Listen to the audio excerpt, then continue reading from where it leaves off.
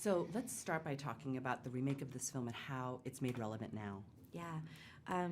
When this was first sent to me, I kind of had the thought that I think of people had when they first saw the Invisible Man title of, what do I have to do with this? It's called The Invisible Man. Yet they're telling me I'm the lead character, so how does that work? Am I invisible? And then I read it, and I realized that it was this not only incredibly scary, entertaining, nail-biting thriller, but it had this incredible character piece at the heart of it.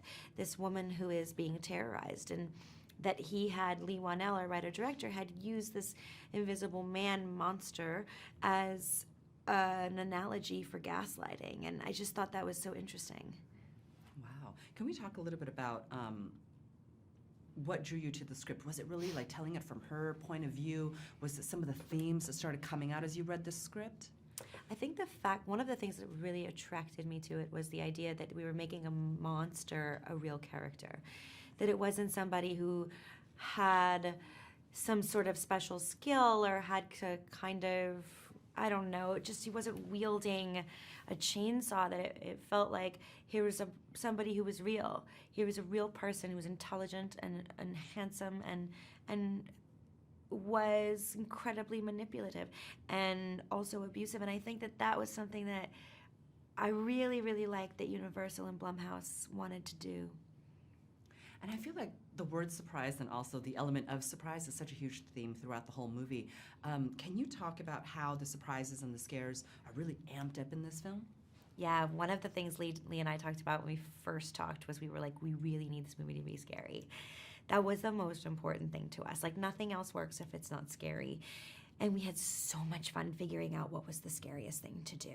So we would block out or rehearse a scene, and we'd be like, ooh, and then it'd be super cool if then the door opened and then it shut, and then I'll turn and I'll look and it'll happen behind me. And we just would come up with stuff that we thought would be scary if we were watching the movie. Or we'd do a take and I'd be like, I think that if you let that go a little bit longer and just draw it out as much as possible, the audience is gonna be on the edge of their seat. So it was really fun to kind of just enact what we wanted to see. And speaking of fun, I feel like when you're making a horror movie, no one expects that to be fun. Can you talk about how surprised you were at how fun it was to make this film? Yeah, absolutely. It was really surprising how fun it was, because it was such an incredibly challenging character and a really crazy script and incredibly dramatic and all that kind of stuff. But we had so much fun. We really did. Lee is really funny and a fun guy. Ollie is. Everyone's awesome. And we just... essentially, you're doing things that are kind of really silly. They look really scary when you see the movie, but what we see is very different.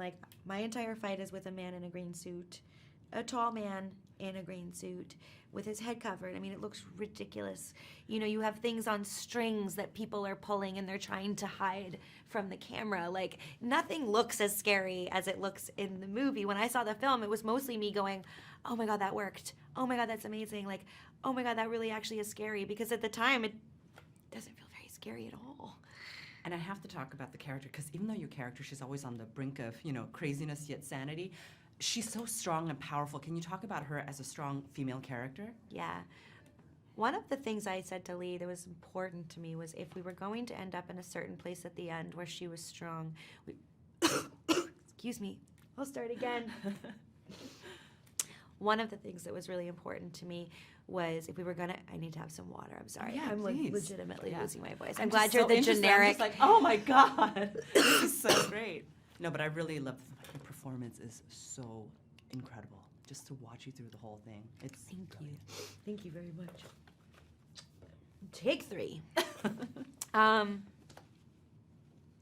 Yeah, one of the things that we discussed, Lee and I, was as if she was going to end up at the end being a strong character that we could kind of look up to or identify with. I really wanted her to start out as weak and vulnerable as possible. I played a lot of strong women, and I think it's important to remember that we can also be vulnerable and we can be intelligent but also make the wrong choices.